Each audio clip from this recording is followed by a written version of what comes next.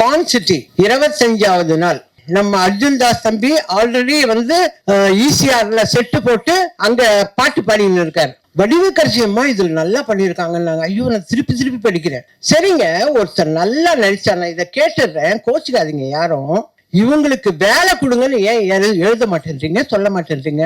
ஏன்னா எங்க டைரக்டர் கொடுக்குற மாதிரி தெரியல, அவரு போயிட்டு ஷூட்டிங்க்கு. இதெல்லாம் கேட்கறேன், நான் கேள்விப்படுறேன். நான் எப்படி சோர்ஸ்ன்றது? எனக்கு வேலை கொடுங்கயா. அந்த மாதிரி நீங்க எல்லாம் வேலை கொடுத்தாதானே நான் செய்வேன். உங்க மூலியமா எனக்கு வேலை வரணும். அதுக்கு தேவராஜ் சார் சும்மா ஷூட் மட்டும் பண்ணாதீங்க, வேலை வாங்கித்தாங்க எனக்கு. அண்ணாச்சி, நீங்க போற இடத்துக்கும் எனக்கு வேலை வாங்கி கொடுங்க அண்ணாச்சி. சும்மா நீங்க குழந்தைங்களோட இருந்தேன் எப்படி? நீங்க நடிக்க வந்துட்டீங்க, நான் என்ன வேலைக்கு போறது? எழுதுற வேலைக்கு போவேன் நானு, முடியாது இல்ல. அதனால வேலை வாங்கித்தாங்க. நான் உங்களோட நடிச்சிருக்கேன்ல, நான் நல்லா தான் நடிப்பேன். ஏன்னா எனக்கு டைரக்டர் பேசுறத நான் பார்க்கணும், நான் போயிடக்கூடாது, நான் பார்க்கணும். என்னதான் சொல்றாரு பார்ப்போம். அண்ணாச்சி, நீங்க தான் சாட்சி. அனைவருக்கும் வணக்கம். நம்ம எந்த ஒரு நிகழ்ச்சியை ஆரம்பிக்கிறதுனாலும் இறைவணக்கம் பாடுவோம். நான் இப்போ இறைவணக்கம் பாட சொல்லலை, ஆனால் நான் இன்னைக்கு உயிரோட மறு ஜென்மம் எடுத்து இங்கே நிற்கிறேன் உங்கள் முன்னாடி எல்லாம்னா அதுக்கு காரணமாக இருந்தவங்களுக்கு இந்த தருணத்தில் நான் நன்றி சொல்லுவேன், கடமைப்பட்டிருக்கேன். ஏன்னா இன்னைக்கு எனக்கு தெரிஞ்ச நிறைய மீடியா பீப்புள் எல்லாம் வந்திருக்கீங்க. உங்கள் எல்லாருக்கும் தெரியணுங்கிறதுக்காக தான் நான் இதை சொல்கிறேன். எனக்கு மறு ஜென்மம் கொடுத்தது ராஜ்குமார் சேதுபதி, ஸ்ரீபிரியா, சுஹாசினி, மணிரத்னம் சார், கார்த்திக் தம்பி, Suriya, Rajini sir, Kamal sir, ACS Shanmugam, Sarathkumar sir, Radhika. இவங்க அத்தனை பேரும் பல லட்சங்களை, 1-2 இல்லை, பல லட்சங்களை போட்டு எனக்கு மறு ஜென்மம் கொடுத்துருக்காங்க. அவங்க மறு ஜென்மம் கொடுத்தனால தான் இன்னைக்கு நான் உங்க முன்னாடி நின்று பேசுறேன். அவங்களுக்கு இந்த தருணத்துல நான் நன்றியை தெரிவிச்சுக்கிறேன். ஏன்னா இதெல்லாம் என்னுடைய அன்பு சகோதரர்கள் மீடியா பீப்புளுக்கு தெரியாது, அவங்களுக்கெல்லாம் தெரியணுங்கிறதுக்காக தான் நான் இதை சொல்றேன். அதே மாதிரி இப்போ கான் சிட்டி 25வது நாள் நான் நடிக்க வந்த காலத்தில் 25 வாரம், 50 வாரம், 260 நாள், 365 நாள், இப்படி படங்கள்லாம் போச்சு. அப்போ தான் எங்களுக்கு கூப்பிட்டு ஷீல்டெல்லாம் கொடுப்பாங்க, அது இருக்கு நிறைய. இப்போ 25வது நாள். இந்த 25வது நாள் வர்றதுக்கு காரணமே நீங்க எல்லாரும் தான். உங்க எல்லாருக்கும் தான் நான் நன்றி சொல்லணும். நானே நிறைய யூடியூப் எல்லாம் பார்க்க மாட்டேன். இதை பார்க்கும் போது இங்க வந்தவர் ட்ரெய்லர் ரிலீஸ் ஆன அன்னைக்கு வந்த ஒரு யூடியூப்கார் சொல்றார், நான் பார்த்தேன், அது நல்லா இருந்தா படத்துக்கு போவோம், இல்லைன்னா வேண்டான்னு இருந்தேன். ஆனா படத்துக்கு போய் உட்கார்ந்துட்டு வெளியிலே வர முடியல, அந்த அளவுக்கு அது அவ்வளோ இன்ட்ரெஸ்டிங்கா இருந்தது. அந்த படம் ரொம்ப சூப்பரா பண்ணியிருந்தாங்க அப்படின்னாங்க. நிறைய பேர் சின்ன சின்ன ஆடியன்ஸ் எல்லாம் கேட்குறாங்க. இவங்க எல்லாருமே ஐயோ ரொம்ப நல்லா இருக்குங்க, ரொம்ப நல்லா இருக்குங்கன்னாங்க.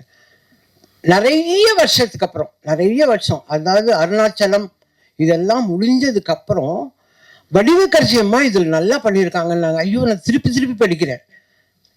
ஏதோ மரணா போல எழுதி வச்சு வந்த புள்ள அப்படின்னு சொல்லிட்டு திருப்பி திருப்பி படிக்கிறேன்.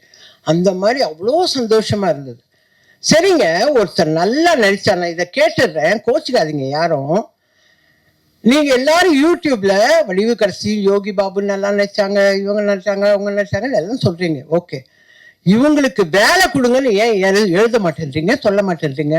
அந்த காலத்துலயாவது தினத்தந்தியில ஒரு வழி எழுதுவாங்க, இவர்களுக்கு நல்ல எதிர்காலம் இருக்கிறது அப்படின்னாவே ப்ரொடியூசரோ டைரக்டரோ அதை படிச்சா, ஆஹா, அப்ப வடிவுக்கரசின்னு ஒரு நடிகை வந்திருக்கு, அதுக்கு வேலை கொடுக்கலான்னு வாங்க. ஆனா நீங்க எல்லாம் அந்த ஒரு வார்த்தையை சொல்லுங்களேன் தயவு செஞ்சு. நீங்க சொல்றீங்க இந்த தேங்க்ஸ் மீட் முடிஞ்ச உடனே உங்களோட யூடியூப்ல எல்லாம் வடிவுக்கரசி நல்லா நடிச்சிருக்கு, அதுக்கு நீங்க எல்லாம் வேலை கொடுக்கலாம் அப்படின்னு எழுதி எனக்கு வேலை வாங்கித்தாங்க. ஏன்னா எங்க டைரக்டர் கொடுக்குற மாதிரி தெரியல, அவரு போயிட்டு ஷூட்டிங்க்கு. இதுல கான் சிட்டியில் நடிச்ச Yogi Babu sir super busy, அவர் ஆல்ரெடி பிஸி. தம்பிக்கு 4 படம் வந்திருக்கு. தம்பி நம்ம அர்ஜுன் தாஸ் தம்பி ஆல்ரெடி வந்து ஈசிஆர்ல செட்டு போட்டு அங்க பாட்டு பாடின்னு இருக்காரு. ஓகேவா? இதெல்லாம் கேட்கறேன், நான் கேள்விப்படுறேன். எல்லாரும் இருக்காங்க. நான் என்ன பண்றேன்னா வீட்லயே உட்காந்துருக்கேன். வீட்லயே உட்காந்து யூடியூப் எப்படி ஆன் பண்றதுன்னு நல்லா கத்துன்னு இதெல்லாம் பாக்குறேன். அதான் நான் கேட்குறேன். எல்லாரும் வந்து சொன்னாங்க, இந்த தம்பி சொல்லிட்டு, அம்மா நீங்கள் சூப்பராக ஆக்ட் பண்ணியிருக்கேன், கரெக்டு கண்ணு, ஆனால் ஒரு படம் கூட வரல இன்னும். எனக்கு வேண்டியது வேலை. எல்லாரும் நீங்கள் இந்த படம் முழுக்க வந்துட்டீங்க, அதனால உங்களுக்கு 5 நாள் வேலை கொடுக்க மாட்டேன்னா நான் எப்படி சோர்த்துன்றது? 5 நாள் வேலை கொடுக்க மாட்டேன், 3 நாள் வேலை இந்த ஈபியை கேட்டா, அம்மா நீங்கள் 10 வருஷம் அக்ரிமெண்ட்ல இருக்கேன். என்ன அக்ரிமெண்ட்டு? நான் என்ன சொல்றேன், அக்ரிமெண்ட் இருக்குல்ல, மாசம் ஆனா எனக்கு சம்பளம் அனுப்பிடு.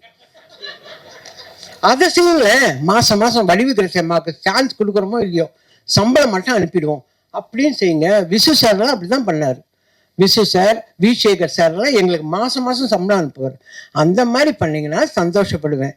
மியூசிக் டைரக்டர் வந்தார், அம்மா நீங்க நல்லா எல்லாம் சரிப்பா, எனக்கு வேலை கொடுங்கய்யா, கொடுத்தாதானே நான் ஃபர்தரா நடிக்கிறது. இப்போ ஹரிஷ் சார் வந்து இந்த அம்மா ரஃபாவே பேசுவாங்க, அப்படியே பேசுவாங்கன்னு எல்லாரும் நினைச்சிருந்தது உடைச்சிட்டார். இல்லைங்க, அந்த அம்மா காமெடி கொடுத்தாங்க பண்ணுங்கன்னு சொல்லி ஹரிஷ் சார் உடைச்சார். அந்த மாதிரி நீங்கெல்லாம் வேலை கொடுத்தாதானே நான் செய்வேன். நான் வந்தது வந்து உங்களுக்கு தேங்க்ஸ் சொல்றதுக்கு மட்டும் இல்லை, உங்க மூலியமா எனக்கு வேலை வரணும். அதுக்கு தேவராஜ் சார் சும்மா ஷூட் மட்டும் பண்ணாதீங்க, வேலை வாங்கித்தாங்க எனக்கு. புரியுதா? நீங்க நடிக்க வந்துட்டீங்க, நான் என்ன வேலைக்கு போறது? எழுதுற வேலைக்கு போவேன் நான்? முடியாதுல்ல. அதனால வேலை வாங்கித்தாங்க. ஹரிஷ் சார்கிட்ட இப்ப வருவார். உங்க எல்லாருக்கும் நன்றி, நீங்க எல்லாம் நல்லா நடிச்சு கொடுத்தீங்க, ஏன்னா ஹரிஷ் சாரோட டீமுக்கு நன்றி எல்லாம் சொல்ல வருவார். ஓகே. ஆனா அவர் நம்மளெல்லாம் அழ வைக்கிற மாதிரி எல்லாம் பேசுறாரு, எனக்கு கஷ்டமா இருக்குது. எனக்கு அதெல்லாம் பேசுவார். அப்படியே கண்டிப்பா நான் எடுக்கிற படத்துல எல்லாம் அட்லீஸ்ட் ஒரு நாள் வேலையாவது வடிவுக்கரசி அம்மாவுக்கு கொடுப்பேன் அப்படின்னு ஒரு சத்திய வாக்கு கொடுத்தாருன்னா ரொம்ப சந்தோஷமா போவேன். அது எப்படிங்க, அவரோட டீம்ல பாட்டு எழுதுறவர் இருப்பாரு, மியூசிக் டைரக்டர் இருப்பாரு, அர்ஜுன் தாஸ் தம்பி இருப்பாரு, ஆனா நான் இருக்கக்கூடாதா? நான் இருக்கக்கூடாத கேட்கறேன் இல்ல? அப்ப நான் வேலை செய்யலையா? அப்ப நல்லா செய்யலையா? சும்மா சொல்றீங்களா? என்னை கூப்பிட்டு வந்து உட்கார வச்சு, சரி இந்த வயசான காலத்துல இதுக்கு இதையாவது நிம்மதி இருக்கட்டும்னு சொல்றீங்களா? நான் நல்லா நடிச்சேன்னு உங்க மனசாட்சிக்கு தெரிஞ்சா எனக்கு வேலை கொடுங்க அண்ணாச்சி. நீங்க போற இடத்துக்கும் எனக்கு வேலை வாங்கி கொடுங்க அண்ணாச்சி. சும்மா நீங்க குழந்தைங்களோட இருந்தேன் எப்படி? நான் உங்களோட நடிச்சிருக்கேன்ல, நான் நல்லா தானே நடிப்பேன். ப்ராம்ப்டிங் வாங்காம நடிப்பேன்ல. போதும். இந்த ஈபி மாதிரியே சொல்லாதீங்க. அந்த ஈபி அப்படிதான் சொல்லிட்டு இருக்கு. அந்த மாதிரி சொல்லாதீங்க. எனக்கு தயவு செஞ்சு வேலை வாங்கி கொடுங்க. நான் அடுத்த சக்சஸ் மீட்ல வந்து பேசினாவோ இல்ல பிரஸ் மீட்ல பேசினாவோ நான் ரொம்ப ரிக்வெஸ்ட் பண்ணி கேட்டேன். நீங்க எல்லாம் எனக்கு வேலை வாங்கி கொடுத்துருக்கீங்க, ரொம்ப சந்தோஷம்னு நான் சொல்லணும். உண்மையிலே சரத் சார் போற இடத்துலலாம் வயசான கேரக்டர் இருக்கா, மதர் கேரக்டர் இருக்கான்னு கேட்கிறாராம். பாவம், அவரெல்லாம் எனக்காக வேலை கேட்கிறாருங்க. ஸ்ரீபிரியா வேல்ஸ், அந்த ஐஸ்வரி வேலன் அவங்க பிள்ளைகிட்ட வேலை கேட்கறாங்க, வடிவுக்கரசி அம்மாவுக்கு ஏதாவது கேரக்டர் இருந்தா சொல்லுங்க. கமல் சார் நீங்க தான் பூஜை போட்டு இருக்கீங்களா லைனா, அதுல வடிவுக்கரசிக்கு வேலை கொடுங்கன்னு எல்லாரும் எனக்காக வேலை, எனக்கு மறுஜன்மம் குடிச்சது பத்தாதுன்னு வேலையும் கேட்கறாங்க. நான் இந்த ஃபங்க்ஷனுக்கு வந்ததே எல்லாரும் என்னை பத்தி நல்லா எழுதுனீங்க, அதுக்கு நன்றி.